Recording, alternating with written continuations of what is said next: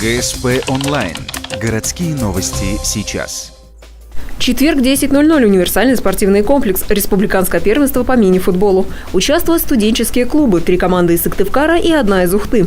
Игры прошли по круговой системе. В заключительном матче сыграли давние соперники – УГТУ и Сыктывкарский лесной институт. Первый тайм прошел в сухую, во втором удача благоволила гостям. Матч закончился со счетом 3-1 в пользу СЛИ.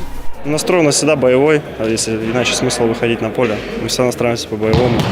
Не получилось как-то. Такие нелепые голы еще пропустили, 2 рикошета. И то есть команда как бы из-за этих рикошетов как-то все поникли немного. Думали, матч будет намного сложнее, но судя по первому тайму, много моментов не забили, хотя могли решить исход матча уже в первом тайме.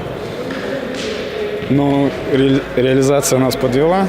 После матча торжественное награждение. За 3 дня турнира ухтинцы завоевали бронзу, серебро у ОСГУ, возглавляет тройку лидеров лесной институт. Командам вручают грамоты, медали и кубки.